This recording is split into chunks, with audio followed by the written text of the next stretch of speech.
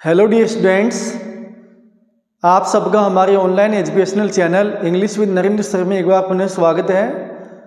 प्यारे विद्यार्थियों, हम पढ़ रहे थे आरपीएससी के द्वारा आयोजित स्कूल व्याख्याता की परीक्षा में जो जनरल इंग्लिश का पेपर आता है उसके जो टॉपिक्स हैं उनका पहला टॉपिक है टेंस।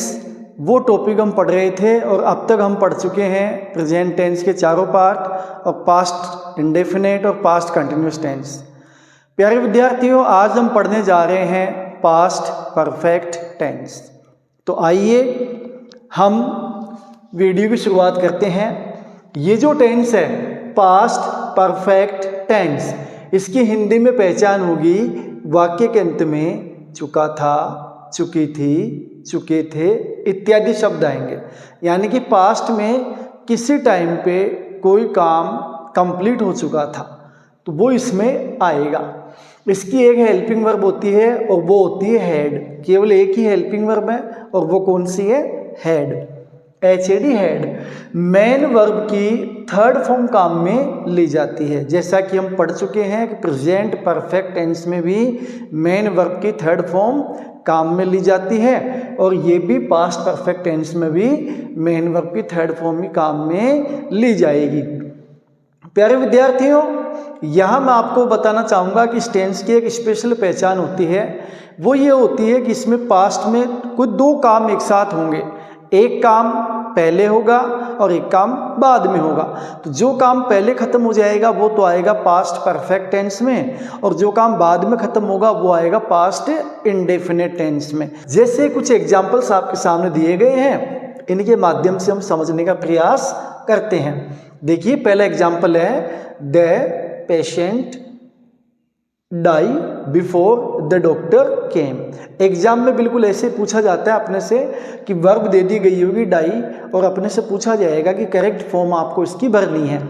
अब चूंकि हमने टेंस की पहचान कर ली, कैसे कर ली टेंस की पहचान? हमने इसमें एक कीवर्ड पकड़ा, टाइम एडवर्बियल पकड़ा जो है बिफोर। बिफोर देखो, इसमें 3 टाइम एडवर्बियल अपने को स्पेशली ध्यान रखने हैं। एक तो है बिफोर, दूसरा है आफ्टर और तीसरा है व्हेन। ये 3 टाइम एडवर्बियल्स हैं इस टेंस के। ये अगर अपने को कहीं नज़र आ जाते हैं तो हमको ये श्योरिटी हो जाती है, या यूँ कह लीजिए कि ज़्यादा चांसेस हो जाते हैं कि इसमें पास्ट परफेक्ट टेंस भरवाया जा सकता है। तो यहाँ हमने देखा कि 2 काम हो रहे हैं, 2 वर्ब है, एक तो है डाई और दूसरी है केम। अब देखिए, केम जो दी गई वो वर्ब की सेकंड फॉर्म है, यानी कि पास्ट इंडेफिनिट टेंस उधर दिया गया है और यहाँ पे क्या है? बिफोर। तो बिफोर इस टेंस की पहचान होती है, यानी 2 काम होंगे, एक काम पहले एक काम बाद में। तो जो काम पहले होगा वो काम आएगा पास्ट परफेक्ट टेंस में। तो यहाँ पे हमने देखा कि द पेशेंट डाई, पेशेंट जो था वो मर गया। कब? Before the doctor came, doctor के आने से पहले। तो जो काम पहले होगा वो आएगा पास्ट परफेक्ट टेंस में। तो हम लगा देंगे हैड और डाई की थर्ड फॉर्म DIED। तो ये आंसर हो जाएगा हैड डाइड। तो हमने क्या देखा कि बिफोर दिया गया है तो बिफोर के पहले पास्ट परफेक्ट टेंस आ जाएगा और बिफोर के बाद में पास्ट इंडेफिनिट टेंस आ जाएगा। दूसरा एग्जाम्पल देखते हैं अपन। My mother cook food when. इसमें देखिए व्हेन दे दिया।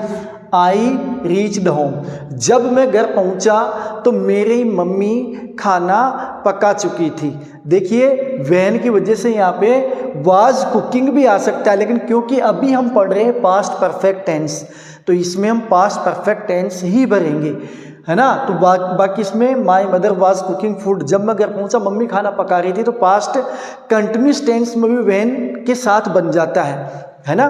तो यहाँ कंफ्यूज होने की जरूरत नहीं है, यहाँ हम पास्ट परफेक्ट टेंस पढ़ रहे हैं तो पास्ट परफेक्ट ही भरेंगे। तो जब मैं घर पहुंचा तो मम्मी खाना पका चुकी थी, यानी 2 काम हुए, एक काम पहले हुआ एक काम बाद में हुआ। तो जो काम पहले हो जाएगा वो पास्ट परफेक्ट टेंस में हो जाएगा। तो माई मदर हैड कुकड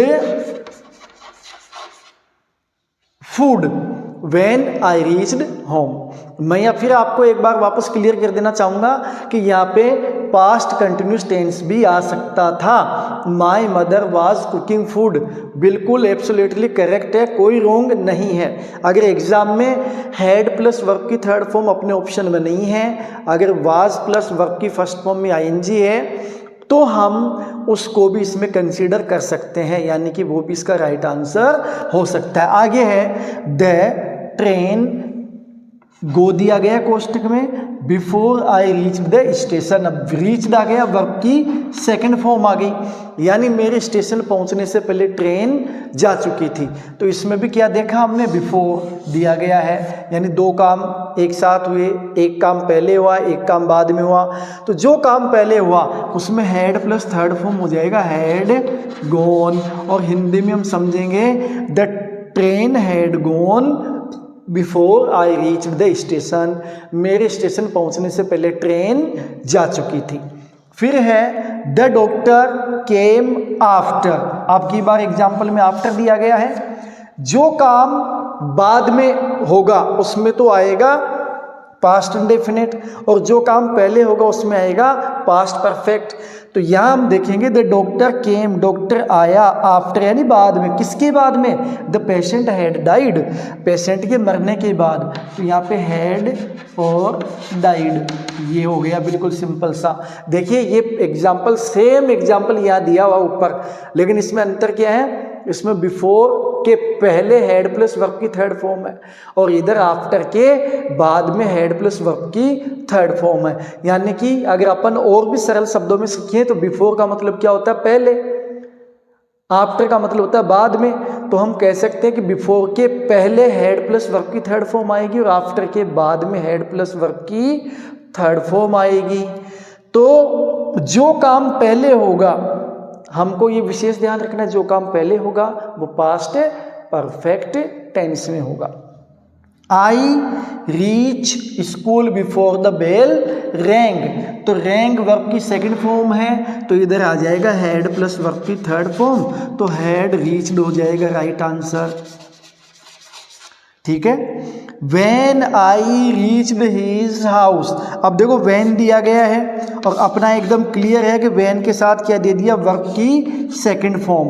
तो यहाँ वर्ब की सेकंड फॉर्म आ गई, तो when I reached his house he not take, it means ये नेगेटिव अपने को सेंटेंस बनाना पड़ेगा, यानी कि अब की बार एफर्मेटिव सेंटेंस नहीं है। तो यहाँ पे हो जाएगा he had not taken, TAKEN, he had not taken his food.